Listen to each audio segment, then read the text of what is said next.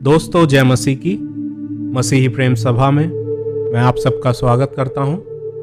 अपनी सीरीज को आगे बढ़ाते हुए आज हम देखेंगे मत्ती रचित सुसमाचार अध्याय 21। जब वे यरूशलेम के निकट पहुंचे और जैतून पहाड़ पर बैतफगे के पास आए तो यीशु ने 2 चेलों को ये कहकर भेजा, सामने के गांव में जाओ। वहां पहुंचते ही एक गदही बंधी हुई और उसके साथ बच्चा तुम्हें मिलेगा। उन्हें खोलकर मेरे पास ले आओ। यदि तुमसे कोई कुछ कहे तो कहना कि प्रभु को इनका प्रयोजन है, तब वह तुरंत उन्हें भेज देगा। ये इसलिए हुआ कि जो वचन भविष्यद्वक्ता के द्वारा कहा गया था वह पूरा हो। सिय्योन की बेटी से कहो, देख, तेरा राजा तेरे पास आता है। वह नम्र है और गधे पर बैठा है, वरन लादू के बच्चे पर। चेलों ने जाकर जैसा यीशु ने उनसे कहा था वैसा ही किया और गदही और बच्चे को लाकर उन पर अपने कपड़े डाले और वह उन पर बैठ गया। तब बहुत से लोगों ने अपने कपड़े मार्ग में बिछाए और अन्य लोगों ने पेड़ों से डालियां काटकर मार्ग में बिछाईं। जो भीड़ आगे आगे जाती और पीछे पीछे चली आती थी, पुकार पुकार कर कहती थी, दाऊद के संतान को होशाना। धन्य है वह जो प्रभु के नाम से आता है, आकाश में होशाना। जब उसने यरूशलेम में प्रवेश किया तो सारे नगर में हलचल मच गई और लोग कहने लगे, यह कौन है? लोगों ने कहा, यह गलील के नासरत का भविष्यद्वक्ता यीशु है। यीशु ने परमेश्वर के मंदिर में जाकर उन सब को जो मंदिर में लेन देन कर रहे थे निकाल दिया और सर्राफों के पीढ़े और कबूतर बेचने वालों की चौकियां उलट दीं और उनसे कहा, लिखा है, मेरा घर प्रार्थना का घर कहलाएगा, परंतु तुम उसे डाकुओं की खो बनाते हो। तब अंधे और लंगड़े मंदिर में उसके पास आए और उसने उन्हें चंगा किया। परंतु जब प्रधान याजकों और शास्त्रियों ने इन अद्भुत कामों को जो उसने किए और लड़कों को मंदिर में दाऊद के संतान को होशाना पुकारते हुए देखा तो वे क्रोधित हुए और उससे कहने लगे, क्या तू सुनता है कि ये क्या कहते हैं?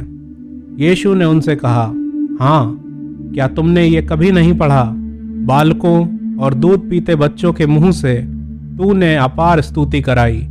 तब वह उन्हें छोड़कर नगर के बाहर बैतनिय्याह को गया और वहां रात बिताई। भोर को जब वह नगर को लौट रहा था तो उसे भूख लगी।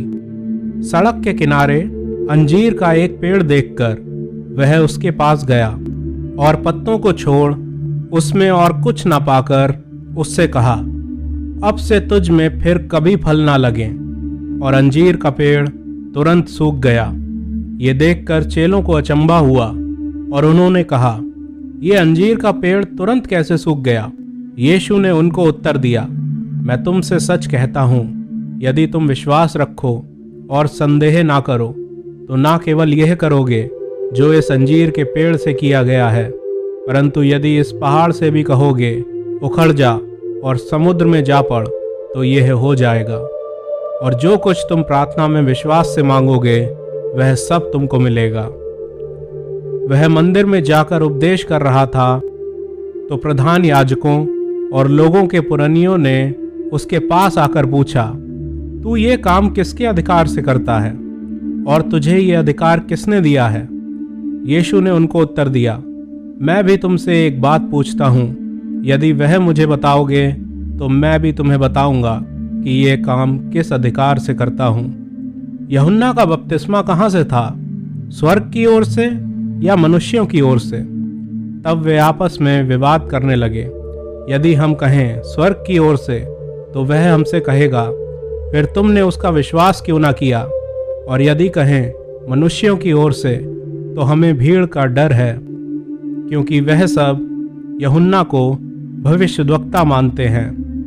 अतः उन्होंने यीशु को उत्तर दिया, हम नहीं जानते। उसने भी उनसे कहा, तो मैं भी तुम्हें नहीं बताता कि ये काम किस अधिकार से करता हूँ। तुम क्या सोचते हो? किसी मनुष्य के 2 पुत्र थे। उसने पहले के पास जाकर कहा, हे पुत्र, आज दाख की बारी में काम है। उसने उत्तर दिया, मैं नहीं जाऊंगा, परंतु बाद में पछता कर गया। फिर पिता ने दूसरे के पास जाकर ऐसा ही कहा। उसने उत्तर दिया, जी हाँ, जाता हूं, परंतु नहीं गया।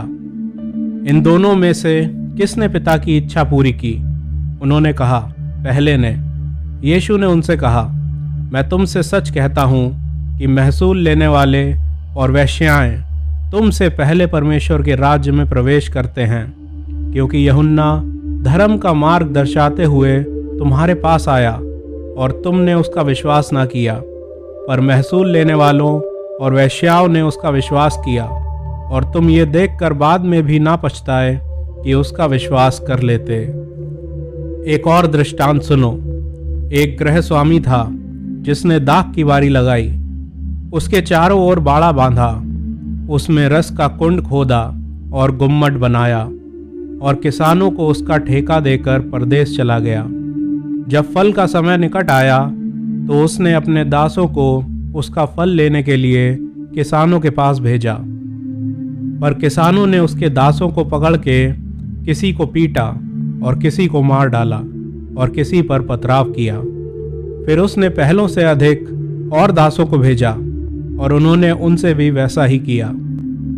अंत में उसने अपने पुत्र को उनके पास ये सोचकर भेजा कि वे मेरे पुत्र का आदर करेंगे, परंतु किसानों ने पुत्र को देखकर आपस में कहा, यह तो वारिस है, आओ इसे मार डालें और इसकी मीरास ले लें। अतः उन्होंने उसे पकड़ा और दाख की बारी से बाहर निकालकर मार डाला। इसलिए जब दाख की बारी का स्वामी आएगा तो उन किसानों के साथ क्या करेगा? उन्होंने उससे कहा, वह उन बुरे लोगों को बुरी रीति से नष्ट करेगा और दाख की बारी का ठेका दूसरे किसानों को देगा, जो समय पर उसे फल दिया करेंगे।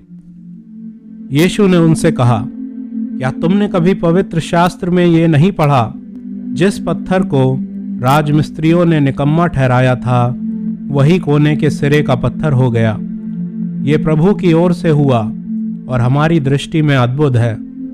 इसलिए मैं तुमसे कहता हूँ कि परमेश्वर का राज्य तुमसे ले लिया जाएगा और ऐसी जाति को जो उसका फल लाए दिया जाएगा। जो इस पत्थर पर गिरेगा वह चकनाचूर हो जाएगा, और जिस पर वह गिरेगा उसको पीस डालेगा।